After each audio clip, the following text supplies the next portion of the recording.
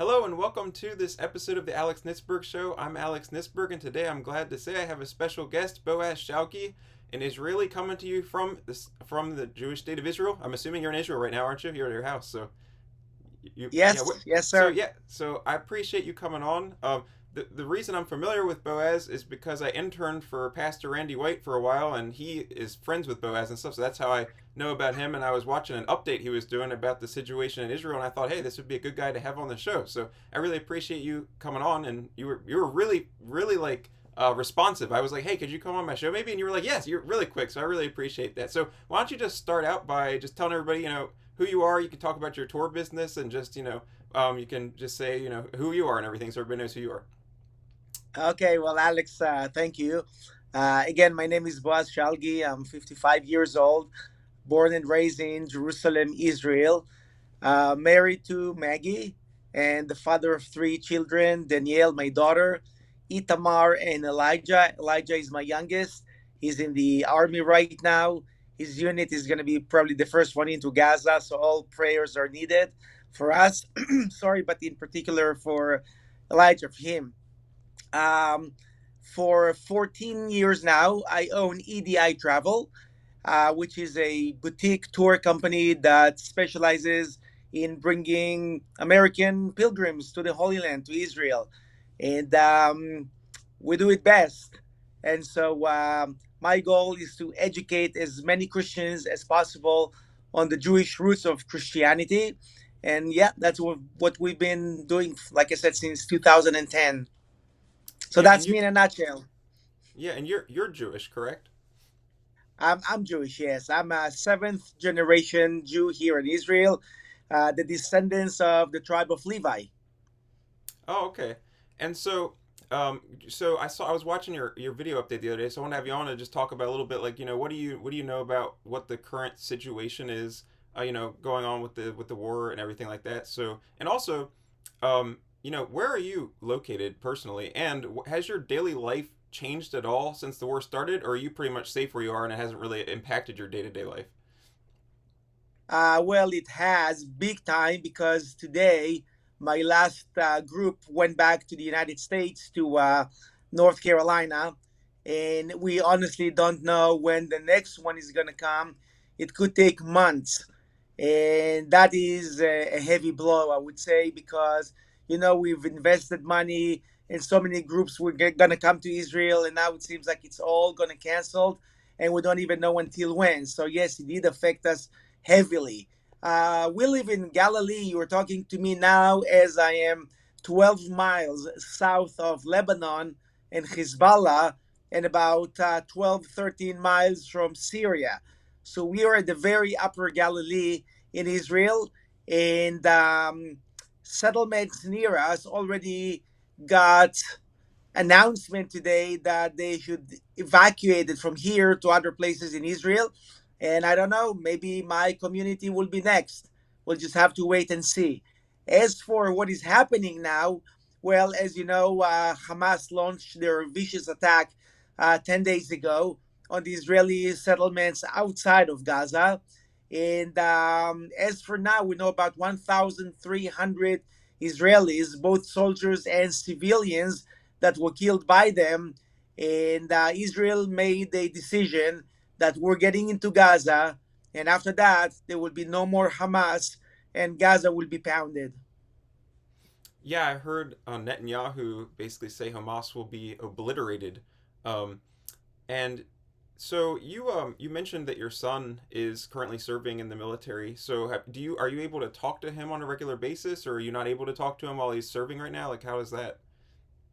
Well, not on regular basis because obviously they have to do what they have to do, and they have very limited access to their cell phones. But sadly, 2 days ago, his sergeant was killed, and last week he buried another friend. And this is before the massive ground invasion even started. Wow. So was it during, like, after they had gone to war, or was it he killed during the initial attack from Hamas? Do you know how he was killed or when that happened? Yes, not the initial attack. When the initial attack started, my son's unit was not there, but they were called urgently from the Golan Heights down to the Gaza, and actually the community that went into to try and rescue those that were still left alive, they Mhm. killed 70 terrorists over there and rescued everybody that was still alive, even though quite a few were killed before they have arrived. Wow.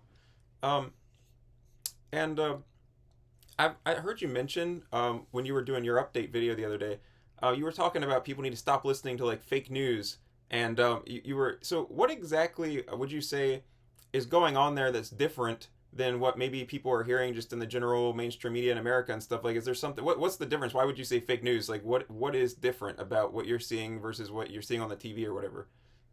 Okay, so what happens is that many of the reports that come to Israel, especially by CNN, that I get to watch, not because I like watching them, but just to see, how things can get perverted on their news.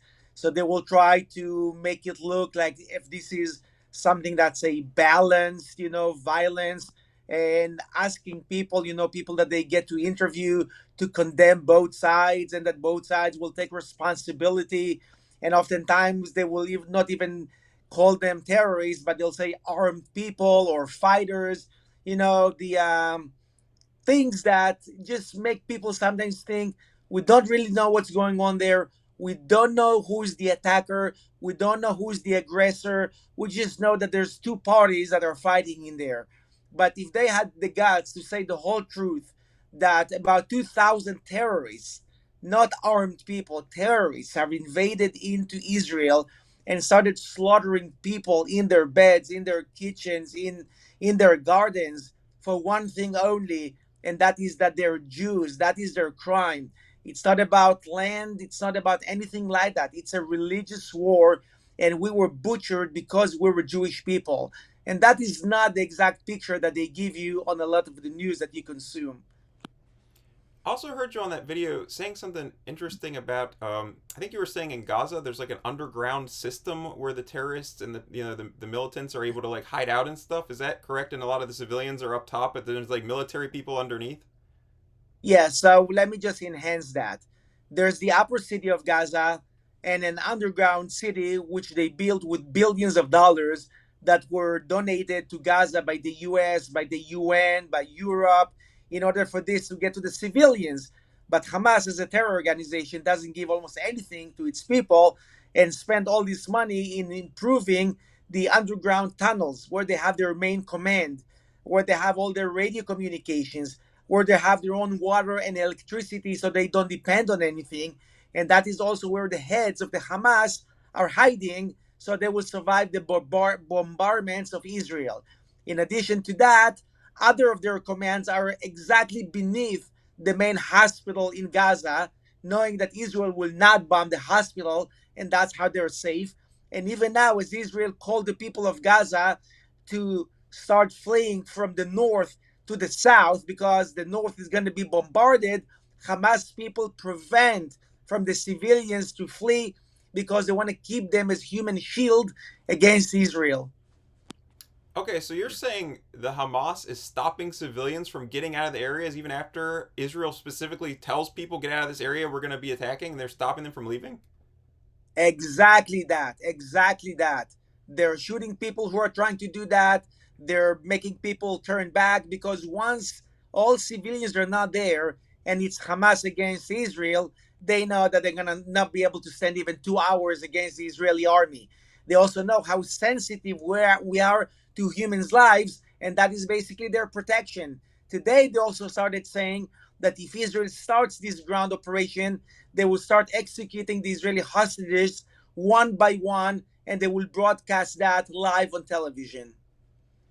And so, what do you say then about the whole what people were talking about the idea that basically Israel is doing something wrong because they're being inhumane. They're cutting off, they're doing a total blockade of Gaza. They're cutting off whatever electricity, water, and people were, and then like the international community, UN or whoever it is, people will say this is bad. We need to let them, So what do you say to that? Is that like a necessary step in order to wage the war? Like, what do you say about the people criticizing Israel for the way that they're blockading utilities and stuff to Gaza?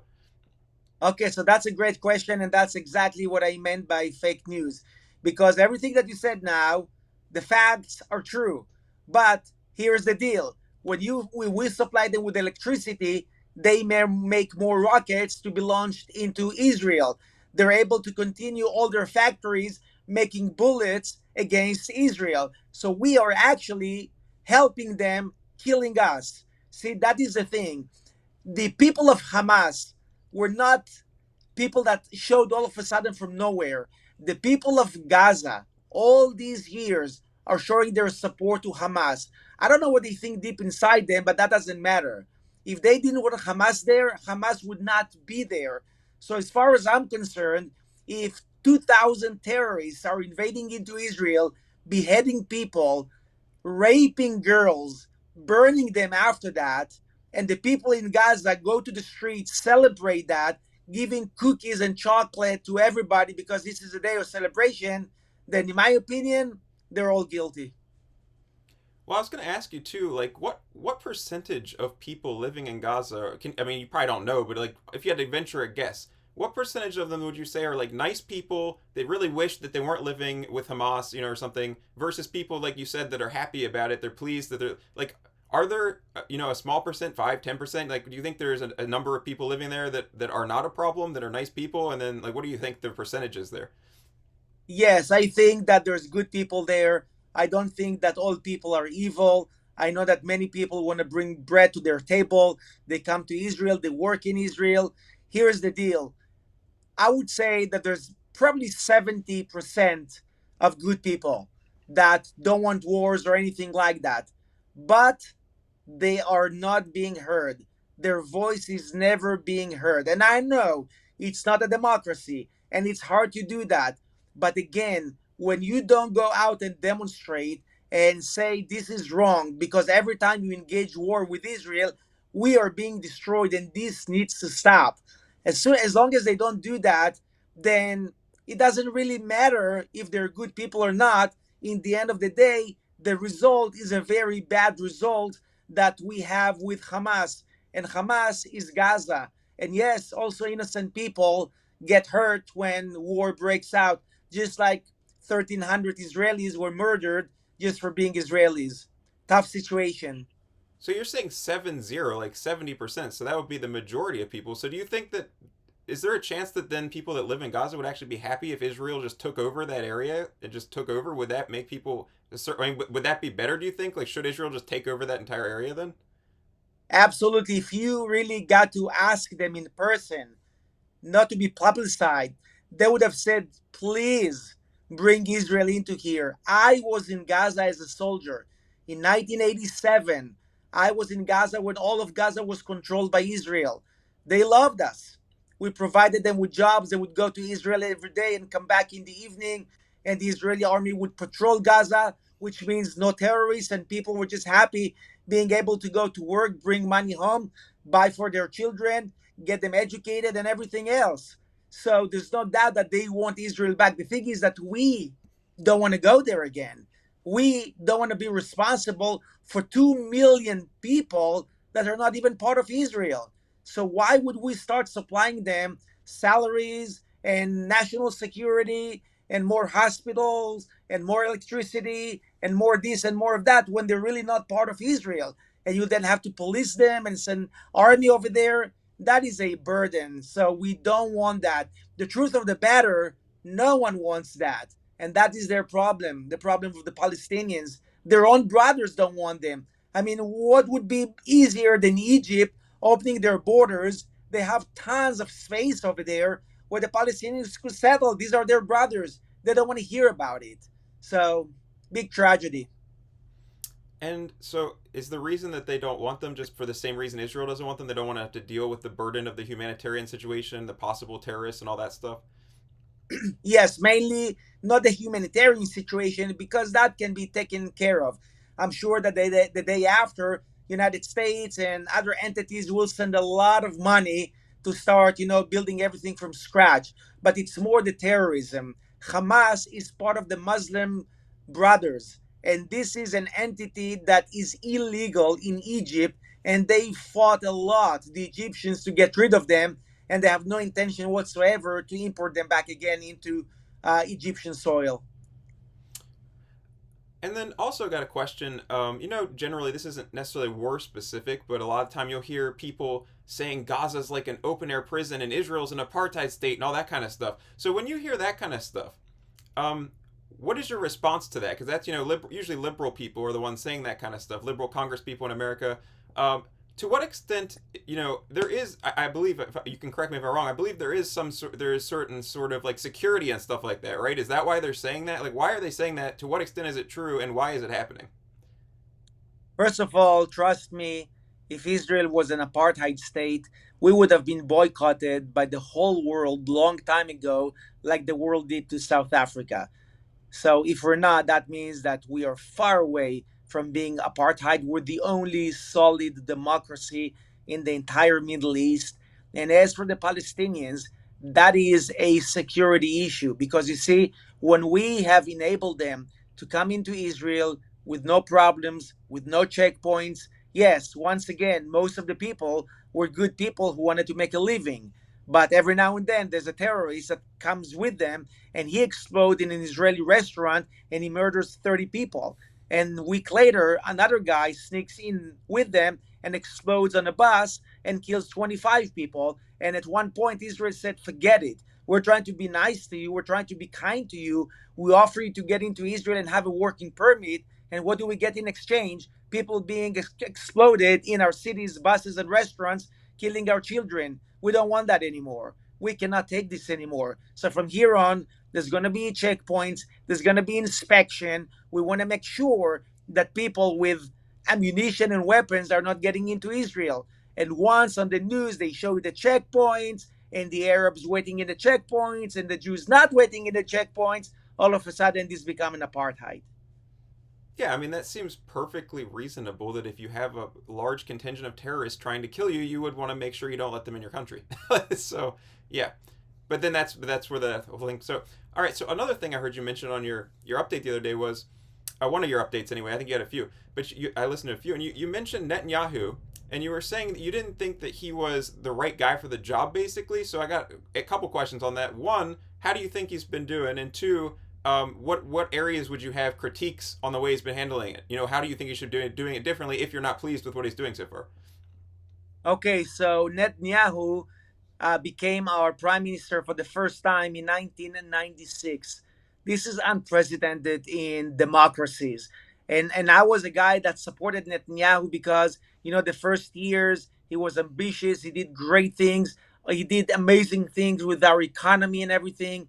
But after 27 years, and after all this, court files against him, which he's so busy with, you cannot do that and run a country at the same time. Now, the thing about Netanyahu, even though he was very good for many years with what he did, he was not enough on the right wing of the Israeli politics, meaning that he always tried to get away with conflicts in peaceful way. Well, in the Western world, that is the way to do that.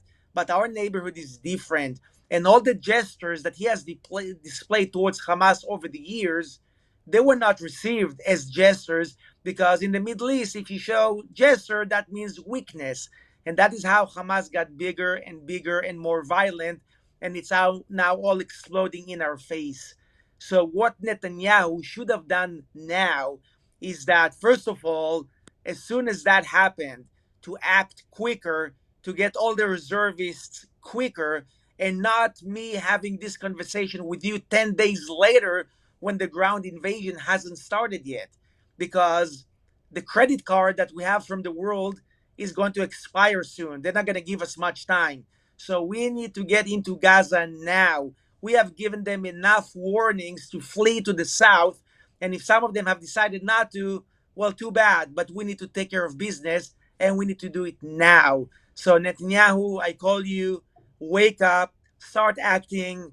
We need to get things done. And right now it seems like even in America, where it seems like usually we have Republicans and Democrats can't agree on anything for the most part, not completely, but for the most part, people seem to be united in support, decrying the heinous Hamas terror attacks and speaking up in support of Israel and stuff. But I think you said, didn't you, that you expect that once Israel kind of goes into Gaza and starts actually trying to like clean out the Hamas terrorism, you think they're gonna people the international community is gonna start turning against Israel?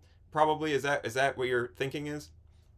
Yes, once the videos will start coming from Gaza, and I promise you, they're gonna start showing you civilians that were killed and all that. Then the world will say, okay, okay, enough is enough. You've got your revenge now. You got to stop. You got to have a ceasefire.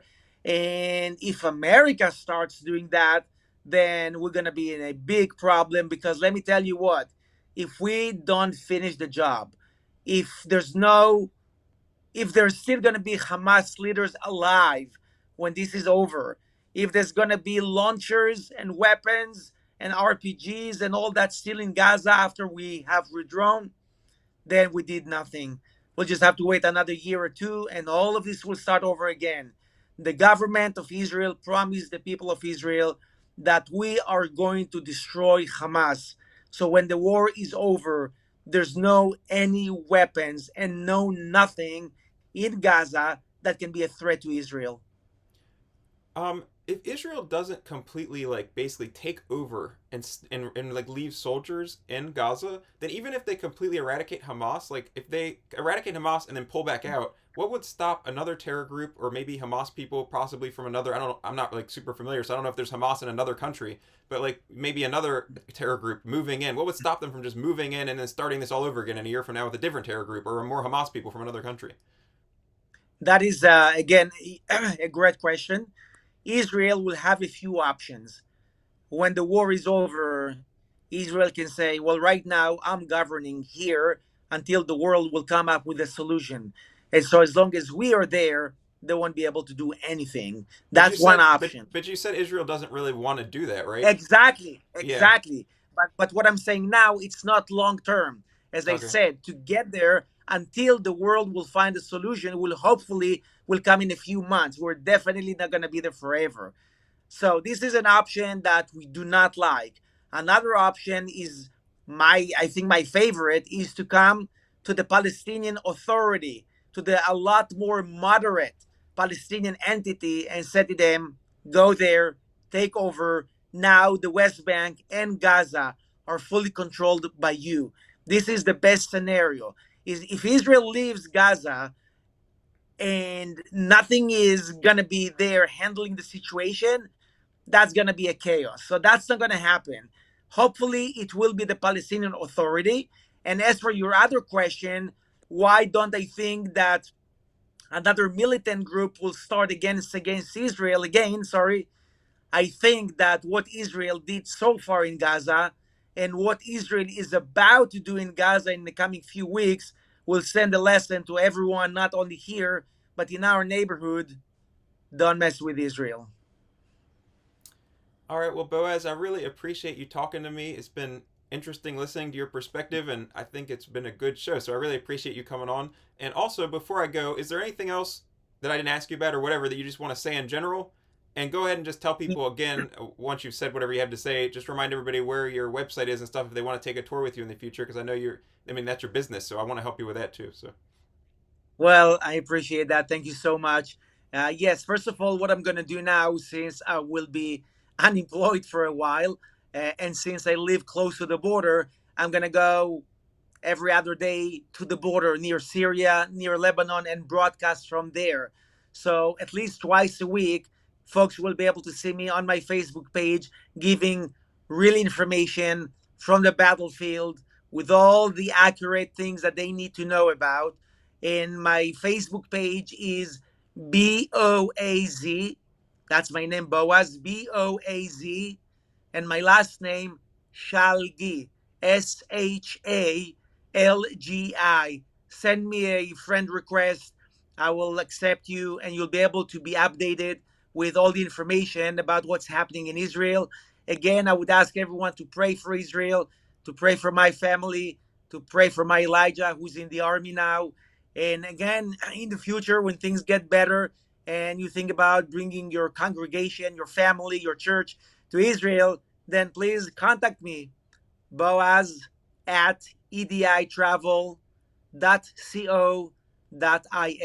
I repeat it again, Boaz at editravel.co.il. and you'll have the best possible tour in Israel. Thank you so much. And you know what? I'll put the links to your Facebook and to your website for your business down in the description on the YouTube video. So that'll be down there if anybody wants to click on those. Very good. Please do that. All right, well, thank you all for watching this episode of the Alex Nitzberg Show. Thank you again to Boaz for being on. Don't forget to give it a thumbs up if you enjoyed this show and subscribe to the channel and follow me on X, the platform previously known as Twitter.